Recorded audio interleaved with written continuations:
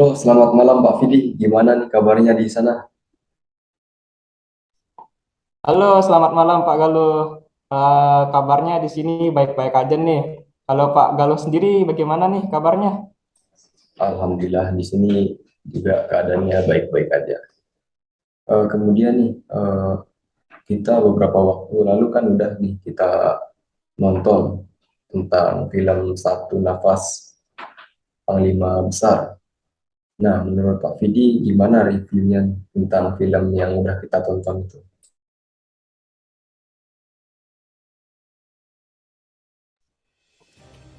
Ya, review yang bisa saya berikan nggak banyak sih setelah melihat film ini ya. Film ini menceritakan Belanda yang secara sepihak menyatakan bahwa mereka sudah tidak terikat dengan perjanjian Renville, sekaligus melakukan agresi militer kedua yang menyerang Yogyakarta yang saat itu menjadi ibu kota Republik Indonesia. Soekarno dan Hatta pun ditangkap dan diasingkan ke Pulau Bangka. Belanda menyatakan Indonesia sudah tidak ada. Dari kedalaman hutan, Jenderal Sudirman menyiarkan bahwa Republik Indonesia masih ada, kokoh berdiri bersama tentara nasionalnya yang kuat. Sudirman membuat Jawa menjadi medan perang gerilya yang luas, membuat Belanda kehabisan logistik dan waktu. Bersatunya TNI dan rakyatlah yang akhirnya memenangkan perang. Dengan ditandatanganinya perjanjian Roem-Royen, kerajaan Belanda pun mengakui kedaulatan RI seutuhnya. Begitu review yang bisa saya berikan, Pak Galuh. Kan kita sudah nonton filmnya sama-sama nih. Kalau Pak Galuh sendiri bagaimana review yang bisa diberikan mungkin? Ya, baik. Kalau untuk saya sendiri sih, dari review film Satu Nafas Panglima Besar ini sangat bagus ya. Dimulai dari pemilihan jenderal baru, yaitu dengan menggunakan demokrasi secara pemilihan langsung dan terpilihnya Jenderal Sudirman. Kemudian ada juga pihak yang tidak suka atas terpilihnya Jenderal Sudirman tersebut. Kemudian skin dilanjutkan dengan Belanda yang secara sepihak menyatakan sudah tidak lagi terikat dengan perjanjian Renville, sekaligus menyatakan gencatan senjata yang sesuai perjanjian telah berakhir. Kemudian di bawah pimpinan Panglima Tentara Belanda yaitu Jenderal Simon Spoor, Belanda menyerang ibu kota Republik Indonesia yang saat itu berada di Yogyakarta pada tanggal 19 Desember 1948. Nah, peristiwa ini biasa dikenal dengan sebutan agresi militer kedua. Nah, untungnya eh, waktu itu sudah dibentuk eh, Pemerintahan Darurat Republik Indonesia atau PDRI di Bukit Tinggi yang saat itu dipimpin oleh Syafruddin Prawira Negara. Kemudian Panglima Besar kita yaitu Jenderal Sudirman memimpin 12 orang pasukannya pergi berperang gerilya ke arah selatan Yogyakarta dengan hanya satu paru-paru. Nah, bisa dibayangkan kan gimana giginya perjuangan jenderal kita ini. Kemudian beliau naik turun gunung, keluar masuk gua, dan juga mengempang di rumah warga desa sekitar. Dan tidak jarang penduduk di sana juga menjadi tameng atau juga sering menjadi mata-mata. Nah, seketika itu Belanda menyatakan bahwa Indonesia sudah tidak ada lagi. Namun, dari daerah hutan, Jenderal Sudirman menyiarkan kalau Republik Indonesia itu masih ada dan masih kokoh berdiri dengan tentara nasional yang kuat bersama di sisinya. Kemudian Jenderal Sudirman membuat Jawa menjadi medan perang gerilya yang luas dan menjadikan pasukan Belanda kehabisan logistik dan juga waktu. Tentunya hal ini didasari oleh bersatunya Tentara Nasional Indonesia dan juga rakyat Indonesia. Akhirnya film berakhir dengan ditandatanganinya perjanjian Roem-Royen dan kerajaan Belanda mengakui bahwa Indonesia sudah berdaulat dan sudah merdeka seutuhnya.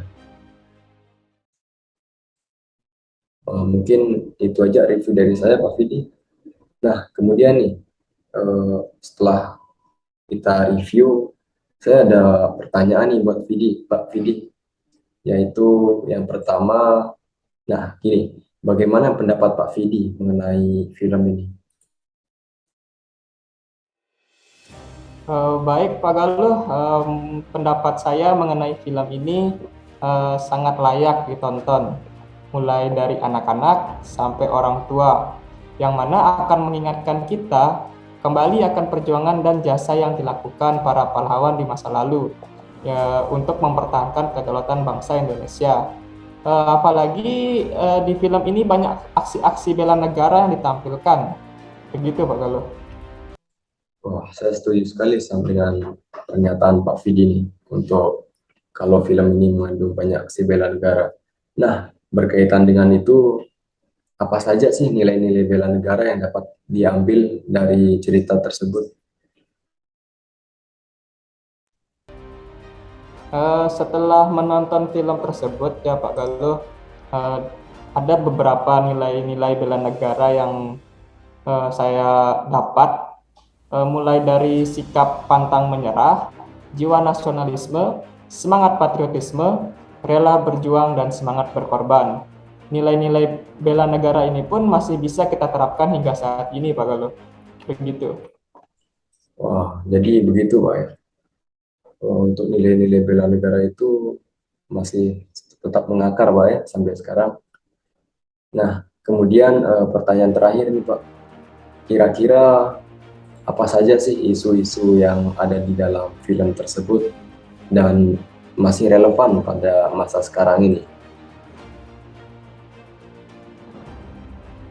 Untuk isu-isunya tersendiri sih sebenarnya ada yang saya dapat, yaitu scene yang memperlihatkan Sudirman diangkat menjadi seorang jenderal dari hasil pemilihan secara demokrasi. Namun ada pihak yang tidak suka dan tidak menyetujui karena asal-usul Jenderal Sudirman yang merupakan bekas pasukan peta. Hal ini cukup relevan dengan yang terjadi di masa ini ya, karena kita bisa lihat banyak orang-orang yang tidak diterima keberadaannya di tengah masyarakat karena asal-usulnya yang kurang jelas. Jika kita melihat dari filmnya, ada kaitannya ya. Lalu juga ada diperlihatkan scene di mana Belanda mengatakan bahwa NKRI itu sudah tidak ada kepada Soekarno dan Hatta, sehingga mereka diasingkan ke Pulau Bangka.